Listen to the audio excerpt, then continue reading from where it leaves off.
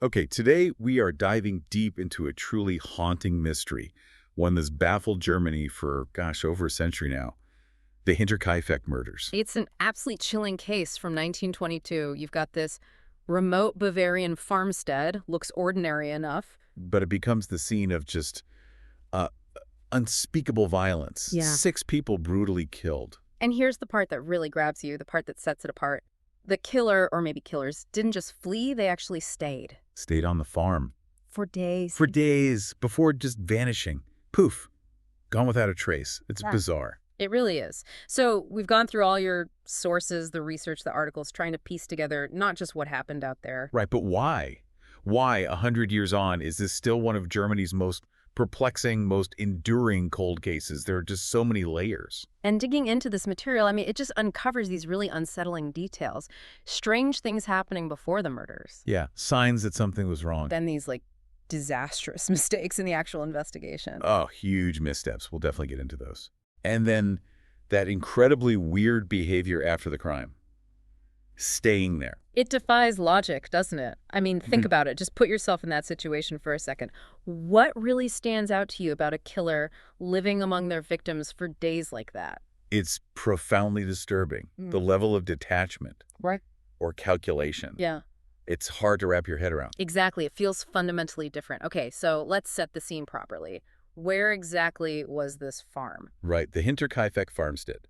It was small, pretty secluded, about 70 kilometers north of Munich, near a village called Weidhofen. And the name itself, Hinterkaifeck, actually means behind Kaifeck, which was a nearby hamlet.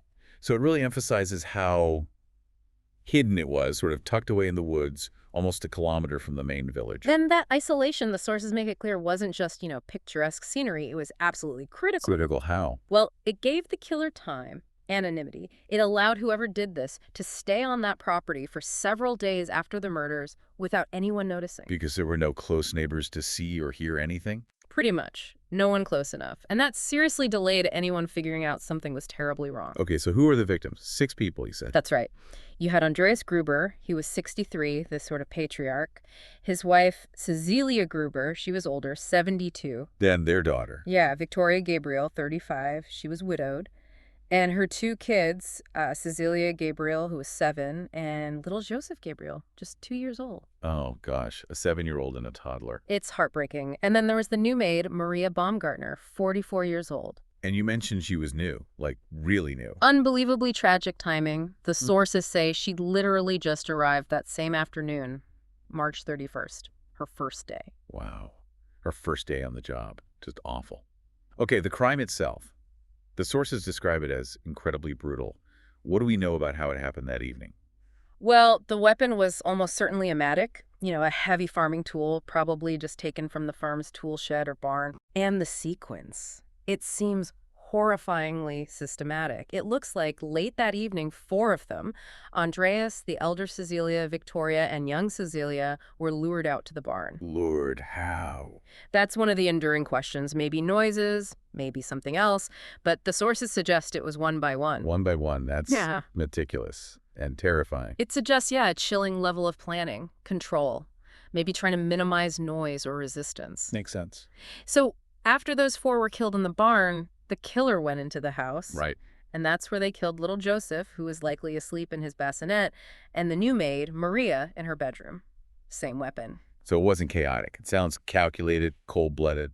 Definitely points that way. The Yeah. methodical sequence is striking. But then comes the truly baffling part we touched on. After all that horror, the killer, or killers, just stayed. For about 3 days, yeah. The evidence suggests they were living there. They ate food from the kitchen. They actually fed the cattle. Fed the cows. All the bodies were still there. Seems so. Even started fires in the fireplace, probably for warmth. It's just not typical criminal behavior at all. No, not even close. Where? What does that suggest to you? I mean, why stay? That's the million-dollar question, isn't it? It's what makes this case so hard to penetrate. Maybe it was calculated waiting for tracks to melt. Maybe waiting for the right moment to slip away unnoticed. Or something else. Or maybe something much darker, the level of detachment needed to live like that, doing chores among the deceased. It points to either extreme calculation or maybe a very, very disturbed mind. It definitely complicates figuring out the motive or even what kind of person could do this. Absolutely. That post-crime behavior is a huge part of the enigma. And thinking back, the sources suggest there were warnings, right? Strange things happening before the murders Yeah. that maybe should have raised more alarms. Yes, definitely. The material points to a series of really unsettling incidents in the months and especially the weeks leading up to March 31st. It strongly suggests someone was watching them, maybe even getting inside. Like what? Well, about 6 months earlier, the maid they had before, Maria Baumgartner, Chris Ensreiger, she quit. Said she heard strange noises from the attic, felt the place was haunted. Footsteps in the attic. Okay, that's creepy on its own. Right. And it wasn't just her imagination, it seems. In the weeks just before the killings, Andreas Gruber found a newspaper from Munich on the property. Why was that strange? Because nobody on the farm, or seemingly nearby, subscribed to it. It was just there. A clear sign someone from outside had been on the land. Okay, that is weird. And then the footprints. Yeah, maybe the most concrete clue. Just days before, Gruber finds fresh footprints in the snow. They lead from the forest right up to the machine room door. Which had a broken lock, you said. Exactly. But here's the key part. There were no tracks leading away. So someone went in and didn't come back out. Or at least not that way. Precisely. And around the same time, a house key went missing. Oh, okay. Footprints, missing key. And get this, the very night Gruber found those footprints, the family heard footsteps in the attic again. Wow. That confirms the previous maid's story. Someone was likely lurking around, maybe even inside. It seems highly probable. But here's the real tragedy, the missed opportunity. Andreas Gruber told neighbors about some of this stuff. But he didn't go to the police? No. He told neighbors. They apparently offered help, but he refused. And crucially, he never reported any of these alarming signs. The paper, the prints, the noises, the key to the police. Why not? Any idea? The sources don't give a definitive reason. Maybe pride, maybe fear, maybe something else. But that failure to act, to involve authorities, is highlighted as a critical mistake. It left the family vulnerable. And the sources also mentioned some family tension. A little bit, yeah. A school friend of young Cecilia apparently reported that Victoria, the daughter, had had a really violent argument with someone on the farm and had briefly run away the night before the murders. Huh. Does that connect? It's unclear how relevant it is, but it just adds another layer of unease to the atmosphere there right before everything happened. Okay, so clear signs of intrusion ignored. And then after the killings, this devastating delay before anyone found them. A critical 4-day gap. March 31st to April 4th. That gave the killer, or killers, just ample time to potentially clean up, cover tracks, or simply vanish. How did people finally realize something was wrong? It was a few things building up. 7-year-old Cecilia missed school for several days straight. Then the whole family missed church on Sunday, which was apparently unusual for them. Okay. Earlier that week, some coffee sellers had stopped by the farm, found the gate open, but nobody around. Then on Tuesday, April 4th, a mechanic, Albert Hoffner, showed up to fix an engine. He was there for hours, working, but only heard the animals. No people. Nobody. That must have seemed odd. Maybe not on an isolated farm. But later that day, Lorenz Schlittenbauer, remember him? We'll talk more about him later. He went to check, along with a couple of others, apparently because his son mentioned no one had seen the family. And they found them. They did. Yeah. Found the 4 bodies in the barn first. Then they went into the house and found Maria and little Joseph. It's just horrific. And this discovery point, this is where the investigation hit its first massive roadblock, wasn't it? Oh, absolutely. The sources are unanimous on this. The single biggest failure was the severe contamination of the crime scene. How so? Before the police could properly secure it, neighbors, onlookers, just curious people basically swarmed the farm. Dozens of people. Oh, no. They went everywhere, touched things, moved the bodies. And incredibly, some accounts even say people were making themselves at home in the kitchen, cooking and eating while the victims were still nearby. You're kidding. Cooking and eating. That's what some reports claim. Whether it's exaggerated or not, the point is the scene was completely overrun. So potential evidence just trampled, moved, wiped away. Exactly. Fingerprints, blood spatter, trace evidence like hairs or fibers, anything that might have been crucial was irrevocably lost or compromised right at the start. And that contamination, you'd say that's probably the main reason it's still unsolved. It's arguably the primary reason, yes. You lose that initial forensic snapshot, and it's almost impossible to recover. Fundamental evidence was gone before the real investigation even began. The police did eventually arrive, though. Inspector Jörg Reingruber was in charge. Yes, he led the Munich Police Department's investigation, arriving the next day, April 5th, facing this already compromised scene. What were their initial findings? Did they do autopsies? They did, remarkably quickly, perform the day after discovery, right there in the barn. Not ideal conditions, obviously. Probably not. What did they find? They confirmed the matic was the likely weapon. Though, interestingly, the actual murder weapon wasn't found right away. It only turned up much later when the farm was demolished. Huh. Okay. Anything else from the autopsies? One really gruesome detail was the finding concerning young Cecilia, the 7-year-old. Evidence, like torn out clumps of her own hair, suggested she had actually remained alive for several hours after the initial attack. Oh, that's horrifying. She suffered alone in the barn. It's a deeply disturbing thought. Adds another layer of cruelty to it all. The victims' skulls were later sent to Munich for more detailed examination. And the initial police focus, where did they look first? Pretty standard for the time. They started with robbery as the motive. They questioned traveling salesmen, vagrants, known criminals in the area, farmhands, neighbors. But didn't that theory fall apart pretty quickly? It did, yeah, because they found a substantial amount of money, gold coins, valuables, still in the house, completely untouched. Right. So if it wasn't robbery, what was it? And that's where it got really tricky for the police. With robbery off the table, the motive became totally baffling. Was it revenge? Some kind of personal dispute, maybe related to those rumored family issues? Or was it something stranger, more psychological? And without a clear why, finding the who becomes incredibly hard. Exactly. It broadens the possibilities immensely. And maybe focusing first on, travelers and vagrants before realizing money wasn't the motive that might have cost them valuable time. It's possible. It reflected a common bias, perhaps, but once robbery was ruled out, they were left scrambling for a motive and maybe looking in the wrong places initially. Which leads us to this huge web of speculation, all the suspects and theories that have cropped up over the years, because nobody was ever actually convicted, right? Never. Despite decades of investigation, hundreds of interviews, numerous suspects, no conviction. Okay, let's unpack some of the key suspects the sources mention. There seem to be quite a few with connections to the family or the farm. There are. Many had some link, which is interesting in itself. Let's start with Carl Gabriel.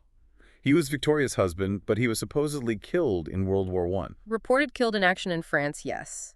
But crucially, his body was never actually recovered or identified. Ah, okay. So a sliver of doubt. Exactly. And complicating things was Victoria's son, little Joseph, born years after Carl supposedly died. The widespread local belief, and apparently court records related to alimony suggest it too, was that Joseph was the product of an incestuous relationship between Victoria and her father, Andreas. That's a dark undercurrent. So the theory was Carl wasn't dead. Right. Rumors persisted he might have survived the war, maybe returned to find the situation, perhaps seeking revenge. There were even stories much later, after WWII, from German POWs, who claimed a Soviet officer confessed to being the Hinterkaifeck killer, speculating maybe he was Carl Gabriel. But the sources are skeptical about those later claims. Yeah, they treat them cautiously, difficult to verify, possible confusion or fabrication over time. So Carl Gabriel remains a theory, but a shaky one. Okay. Then there's Lorenz Schlittenbauer. He seems like a major figure in the case. He really does. He was a neighbor, had apparently had a relationship with Victoria, and was even suspected by some, including himself at times, it seems, of being Joseph's biological father. And his actions on the day of the discovery. Yeah. You mentioned they were suspicious. Extremely suspicious, according to the sources. Remember the missing key. When the group went to investigate, after finding the bodies in the barn, the house door was locked. Schlittenbauer apparently unlocked it with a key, potentially the missing key, and went inside alone before the others. Alone. Why would he do that? Good question. He also admitted moving the bodies, potentially contaminating evidence further, and later he reportedly made some odd comments to people. Like what? Like commenting on how the frozen ground would make burying the bodies difficult, which seemed to imply knowledge of their location or condition before it was widely known or officially determined. Wow. So strong local suspicion against him. Definitely. He was interrogated extensively, but crucially, he was never charged. In fact, he later won slander lawsuits against people who accused him publicly. So again, a big gap between suspicion and actual proof. A huge gap. His behavior raises red flags all over the place, but nothing concrete enough for a conviction, especially with the compromise scene. Okay, who else? The Bischler brothers and Doris Schiegel. Right. The former maid, Kristen Reiger, the one who felt the place was haunted. She suspected them. Anton Bissler knew the farm well. Apparently, the family dog didn't bark at him, which might suggest familiarity. And he reportedly said something ominous. Yeah, there were claims he'd discussed the Grubers and said something like they ought to be dead. Corey Siegel had worked at Hinterkaifeck, knew about the family's supposed wealth, and he made a really specific admission. What was that? He admitted that he had carved the handle of the likely murder weapon, the mattock, and knew exactly where it was normally kept in the barn. That's specific, but not proof he used it. Exactly. Knowledge, not necessarily action, but suspicious, certainly. Then the Thaler brothers, what was their connection? They had a history of burglaries in the region, and again, the former maid provided some testimony. She claimed one of them, Joseph Thaler, had come to her window one night asking pointed questions, like who slept in which room, and specifically mentioning that the family had a lot of money. She also said she'd seen him staring intently at the machine house on the property. Again, suspicious behavior, links to potential motives like robbery, even if it was ruled out later, but circumstantial. Okay. Peter Weber. His name came up through testimony from a fellow worker. This worker claimed Weber knew the farm, knew about the difficult family situation, including the alleged incest, and supposedly Weber had suggested killing Andreas Gruber to get his money. Hearsay, mostly, but another thread. And the Gump brothers. That sounds like a later theory. Much later, yeah. Yeah. This came from their sister, apparently on her deathbed in 1951. She claimed her brothers, Adolf and Anton Gump, were the killers. Adolf supposedly had ties to a right-wing paramilitary group active back in the 1920s. Was anything done with that information? Anton Gump was questioned, but ultimately the case against him was dropped due to lack of evidence. The sister's confession alone wasn't enough decades later. And one more pair, Carl S. and Andreas S. Another late lead from 1971. A woman claimed her mother had told her years before that these two men were responsible. The detail that caught attention was her claim that Andreas S. regretted losing his penknife at the farm. And was a penknife found? Yes, a penknife was found years later when the farm was demolished, but they couldn't link it definitively to Andreas S., and the former maid actually thought it might have belonged to one of the victims anyway. So, another dead end. So if you step back and look at all these suspects, Schlittenbauer, Pickler, Siegel, Thaler, Weber, maybe even the Gumps, what stands out? A lot of them knew the family or the farm personally, intimately even. Exactly. They weren't strangers. Many had knowledge of the layout, the family dynamics, the routines, maybe the money situation. That pattern really strengthens the possibility that this wasn't a random attack by an outsider. It leans more towards an inside job, or at least someone very familiar with Hinterkaifeck and the Grubers. That makes a lot of sense, especially given the systematic killing and the killer staying there. That implies some level of comfort or knowledge of the place. Right. But then you have this completely different theory that pops up. The man from the train. The potential serial killer link. Yeah, proposed by author Bill James. He looked at the modus operandi, the method, and saw parallels between Hinterkaifeck and unsolved murders in the U.S., possibly linked to a German migrant named Paul Mueller. What were the similarities? Things like entire family killed in an isolated home, use of a blunt farm tool, bodies being moved or arranged after death, often a young girl among the victims, and crucially, no clear robbery motive. Mueller was German. Yes, and James speculated he might have returned to Germany around 1912. It's purely based on comparing crime patterns, the M.O. So no direct evidence linking Mueller to Bavaria in 1922. None presented in the sources, no. It's highly speculative. James himself apparently called it more or less a toss-up. It's an interesting alternative based on behavior, but lacks concrete ties to the scene. Okay, so with all these theories, all these suspects, why couldn't they solve it? Let's really boil down the reasons it remains cold. Well, synthesizing what the sources say, it really comes down to a perfect storm of factors, each making the others worse. Number one has to be that crime scene contamination. Absolutely critical. Irreversible damage from the moment of discovery. Losing fingerprints, trace evidence. It crippled the investigation from the get-go. You just can't get that back. And that was made worse by the forensic limitations of the time. Definitely. Forensic science in 1922 wasn't what it is today, obviously. But even then, the 2007 re-examination pointed out that fingerprinting was known and used. The failure to properly collect fingerprints at Hinterkaifeck was a major oversight, even for 1922. And the fact they didn't even find the murder weapon right away. Yeah, finding it only during the demolition years later, that didn't help either. Then there's the unclear motive. Once robbery was out. It left them floundering. Was it personal? revenge, something else, combined with the killer's utterly bizarre, prolonged presence on the farm. Which defied any standard criminal profile. Exactly. It made it incredibly hard to figure out who they were looking for or why they would have done it. And were there leads or inconsistencies that just got missed, dropped? The sources point to several potentially significant uninvestigated leads. That theory about luring them with animal noises, questionable because screams probably wouldn't have carried from the barn to the house. Who else? More concretely, remember the artisan, Michael Plekel? He saw someone tending the oven fire the night after the murders. He mentioned a revolting smell from the smoke, and someone blinded him with a lantern. Suggesting someone was still there, maybe burning evidence? Plausibly, yes. But that lead apparently wasn't fully pursued. Same with farmer Simon Reislander seeing two mysterious figures near the woods days later. Or the stranger who supposedly confessed in a pub years later and just vanished. So these were potential clues, sightings, confessions even, that just slipped through the cracks. It seems that way. Maybe due to communication issues back then, maybe resource limits, maybe just oversight. But they represent significant, lingering questions, suggesting that even beyond the initial scene contamination, later opportunities might have been missed. Fast forward decades later to 2007.